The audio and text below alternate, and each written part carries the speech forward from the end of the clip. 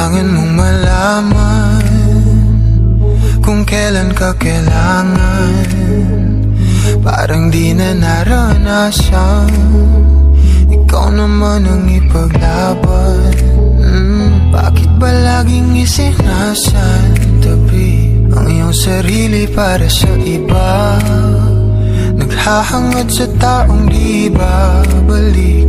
Subukan mo namang magpahinga at dahan-dahang higaang katawan ng iyong mala mong di ka nag-iisa. Halika na't di kailangang pilitin, dahil para sa akin ika'y mahalaga. Meron ngang puso, ngunit hindi mo nakikita ito.